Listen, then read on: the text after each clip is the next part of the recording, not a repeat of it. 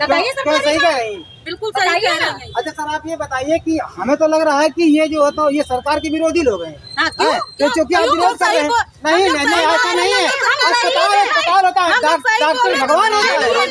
जब हम लोग सही बात बोलना तो सरकार के विरोधी है, तो इसका मतलब आप सरकार के विरोधी नहीं है।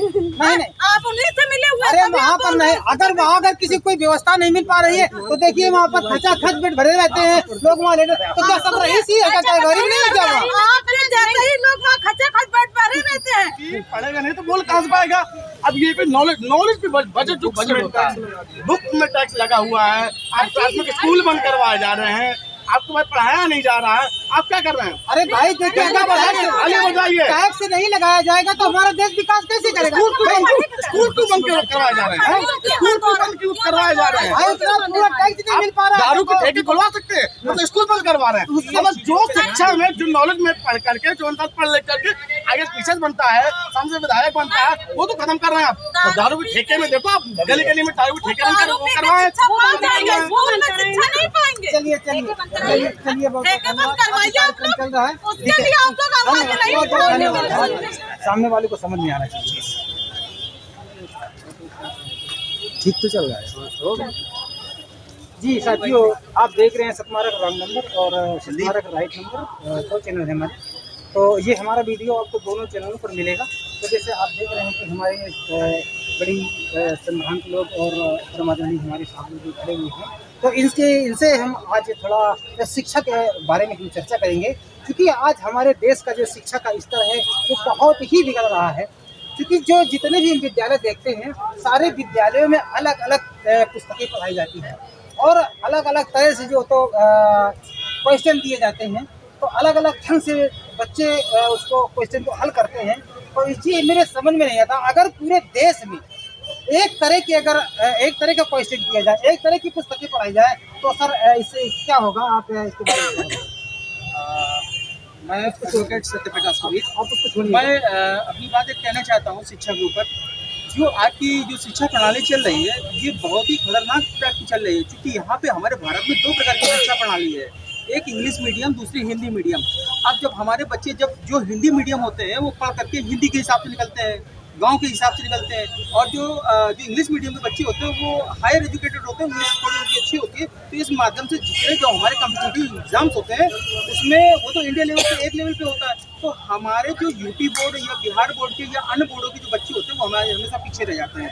लिहाजा ये है कि एक जो हमारे यहाँ जो बोर्ड अलग अलग बन रहे हैं, इसमें शिक्षा विभाग का बहुत बड़ा करप्शन विभाग बैठा हुआ है। ये इतना बड़ा करप्शन कर रहे हैं कि जिसका कोई जवाब नहीं। आम आदमी, गरीब आदमी अपने बच्चों को पढ़ा नहीं सकता, लिखा नहीं सकता और उनकी फीस तक नहीं भर सकता। जी सर, वो तो फीस भरने की बात तो बहुत दूर तक। अभी मैंने एक दिन मैं देख रहा था, और कि आज जो विद्यालय जो हमारे जो देहातों में है, जहाँ 50 छात्रों से कम छात्र हैं, वो विद्यालय ही खत्म किए जा रहे हैं। सर, तो इसके बारे में क्या होगा? आप क्या करेंगे? इसी का नाम है प्राइवेट करना। ठीक है, वो प्राइवेट करके धीरे धीरे अपनी स्कूलों की जो क्षमता को बढ़ा रहे हैं, और जो सरकारी स्कूल जो बने हुए हैं उनकी बिल्कुल समाप्त किया जा रहा है धीरे धीरे उनको। यही है दोहरी प्रणाली। हमारे चीन में इकहरी भारत प्रणाली है। ठीक है, एक ही भाषा चलती पूरे चीन में, जापान में देख लीजिए, मलेशिया में देखिए, थाईलैंड में देखिए, एक भाषा, एक देश, एक किताब। NCERT क्यों नहीं लागू करी जाती है? सारे कंपटीटर से बच्चा गांव का हो या हायर एजुकेटेड इंग्लिश मीडियम का, NCERT किताब का एक ही सिलेबस लगाया जाए, एक ही चीज पढ़ाई जाए। आप फिर कंपटीशन करवा लीजिए। एक किसान का भी बच्चा वहीं पे बैठेगा जाकर के, जहाँ पे एक IAS IPS एक इंजीनियर बना हुआ बैठता है जाकर के। कंपटीशन की जो बुनियादें हैं, जो अच्छी पोस्टों पे बैठे हुए उन्हीं के बच्चे हैं। क्योंकि हायर एजुकेटेड में वो पढ़ करके वो कंपटीशन पास कर ले जाते हैं, और हमारे जो हिंदी मीडियम के बच्चे हैं या यूपी बोर्ड के होते हैं, वो बेचारे रह जाते हैं। अच्छा, तो आप बताइए, हमारे देश को एक समृद्धशाली और विकसित और विश्व गुरु देश बताया जा रहा है। तो अगर हमारे देश में जैसे अगर ये जो गरीब तबके का बच्चा जो पढ़ रहा है, जो गरीब तबके के लोग अपने बेटों को पढ़ा रहे हैं, और वो विद्यालय जब बंद कर दिए जाएंगे, तो हमारा ये देश विश्व गुरु कैसे बन पाएगा? सर, विश्व गुरु तो नहीं है, लेकिन अभी इसको विश्व गुरु बनने में सैकड़ों साल लग जाएंगे। जिस हिसाब की व्यवस्थाएं भारत में लागू हैं, हमारे देश में लागू हैं, इससे ये साफ जाहिर होता है कि विश्व गुरु अभी हमारा देश नहीं है। इसको विश्व गुरु बनेगा, लेकिन जब आप एक प्रकार की समानता लाएंगे, एक प्रकार का व्यवहार करेंगे, ऊंच नीच नहीं समझेंगे, गरीब अमीर नहीं समझेंगे, तभी ये विश्व गुरु बन सकता है, अन्यथा बातों से ये विश्व गुरु नहीं बन सकता। आप ग्रामीण क्षेत्रों में जाकर के देख लीजिए कितने % यहाँ पे विश्व गुरु बन गए। यहाँ के टीचरों को शुद्ध 19 का पहाड़ा नहीं आता और ये विश्व गुरु बनाएंगे। आप बताइए जिसकी 1.5 लाख रुपए तनख्वाह ले रहे हैं, प्रिंसिपल ले रहे हैं, टीचर्स ले रहे हैं, आप और उनको आप ये बताइए फिर कैसे कहा जा सकता, फिर मतलब क्यों कहा जाता है कि हमारा देश बहुत बड़ा विकास कर रहा है, बहुत बड़ा हमारा देश उन्नत कर रहा है, तो ये क्या झूठा कहा जाता है? झूठा नहीं कहा जाता है, इसमें मतलब है। अच्छा, विकास आप एक मजदूर का वेतन देते हैं 300 रुपये मिलता है, आप इसको विकासशील बोलेंगे? आप 300 रुपये में आप विकास कर सकते हैं? जहाँ पे आटा 35 रुपए किलो है, तेल 150 रुपए किलो है, साबुन 50 रुपए का है, बिजली इतने रुपए यूनिट है, गैस का सिलेंडर 1150 का है, तो आप कहते हैं 350 रुपये कमाने वाला विश्व गुरु बन जाएगा? यहाँ समानता आ सकती है? समानता देखना है तो जाकर के आप अन्य देशों की देखिए। जापान जो कई बार ध्वस्त होने के बाद भी उठा है, आज नंबर 1 इकोनॉमिक पोजीशन में है। आज जाकर के चीन की देख लीजिए, आज जाकर जापान की देख लीजिए, थाईलैंड की देखिए, मलेशिया देख लीजिए। इन देशों की जो आप कह सकते हैं वास्तव में जो इकोनॉमिक पोजीशन है वहाँ की समानता ही अलग। वहाँ पे मेडिकल की सुविधा 1 नंबर की है।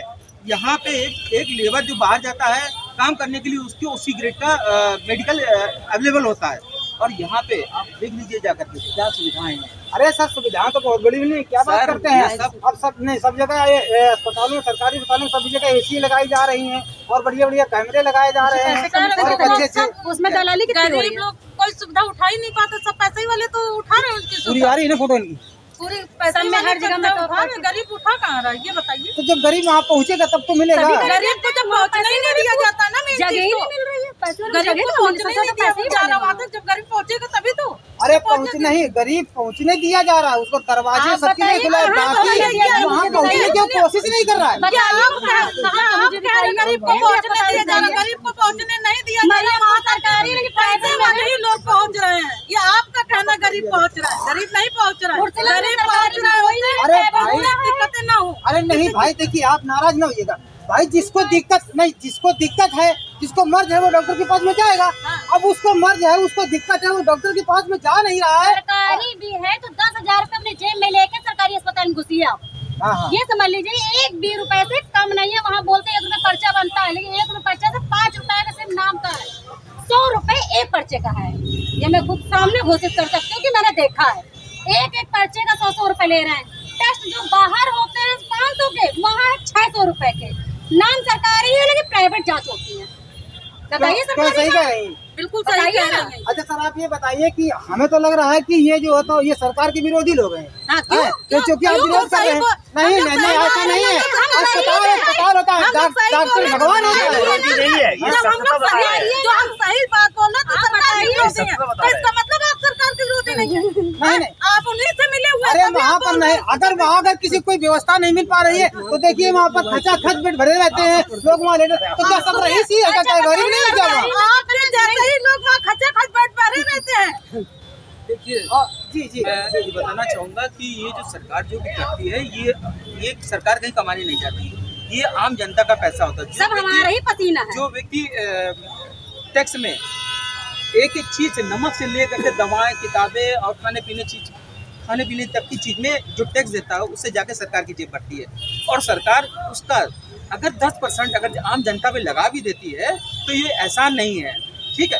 ये जनता का ही पैसा है, और जिस लेवल की सुविधाएं होनी चाहिए अन्य देशों से आप तुलना करिए तो जो चलिए अन्य देशों की बात हमारा मेन मुद्दा अभी स्वास्थ्य का नहीं था, हमारा मेन मुद्दा था शिक्षा का।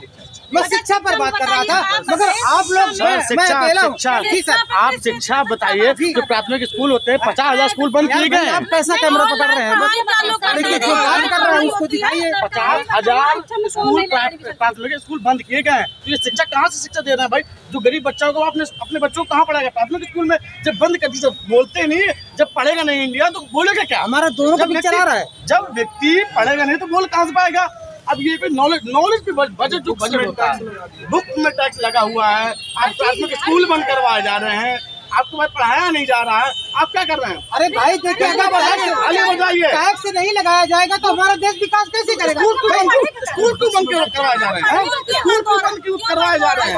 पूरा टैक्स नहीं मिल पा रहा है। दारू के ठेके खुलवा सकते हैं, मतलब स्कूल बंद करवा रहे हैं। मतलब जो शिक्षा में, जो नॉलेज में पढ़ करके, जो इंसान पढ़ लिख करके आगे टीचर बनता है, सामने विधायक बनता है, वो तो खत्म कर रहे हैं आप। तो दारू के ठेके में देखो, आप गली गली में दारू के ठेके करवाए।